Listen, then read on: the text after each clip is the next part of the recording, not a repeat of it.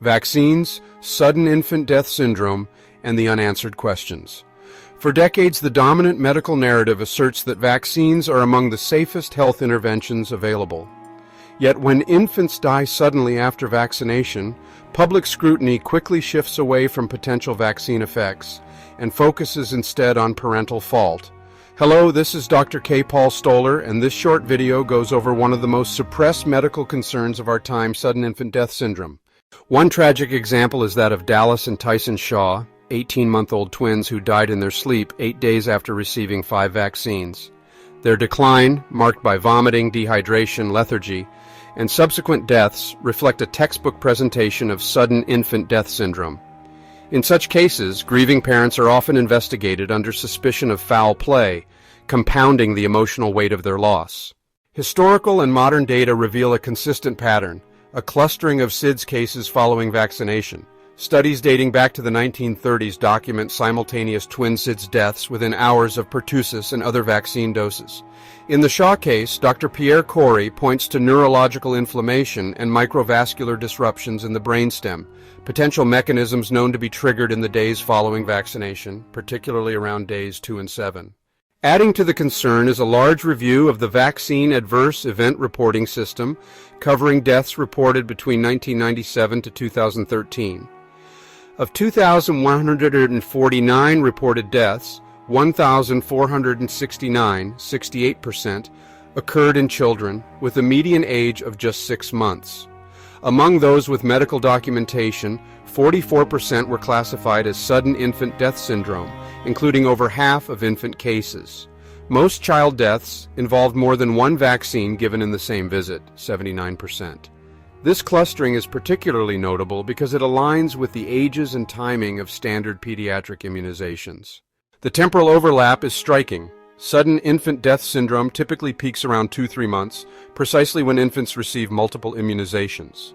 In combining the Shaw twins case, decades of twin SIDS clustering post-vaccination, and Morrow et al.'s VAERS findings, several questions remain unopened by mainstream discourse. 1. Why are sudden infant death syndrome deaths disproportionately reported within a week of vaccination? Morrow's data showed 79% of child death reports followed immediate multi-vaccine exposure. 1. Why have mechanistic links such as neuroinflammation or respiratory control disruption been largely ignored in safety assessments? 1. Why does public investigation of sudden infant death syndrome cases still treat parents as suspects rather than prompting rigorous medical review of vaccine timing or protocols? Public health authorities continue to maintain that there is no causal link between standard vaccines and sudden infant death syndrome, while never examining all-cause mortality post-vaccination. Finding no evidence is not the same as never looking for that evidence. They never look. Yet, when infants like the Shaw twins die within a critical window after immunization, families deserve transparent medical investigation, not suspicion. Independent studies, updated safety protocols, and open discourse are necessary to reconcile public trust with both vaccine benefits and real risks, especially when lives are lost under troubling circumstances. Bottom line, VAERS, 1997 to 2013 study, 2,149 death reports, 68% pediatric median age 6 months, 44% SIDS, 79% followed same-day multiple vaccinations.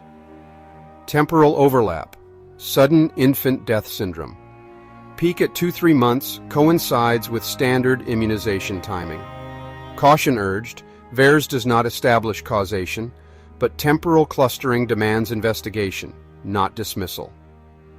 Mechanistic concerns from case reports. Brainstem inflammation and apnea linked to vaccines are underexplored.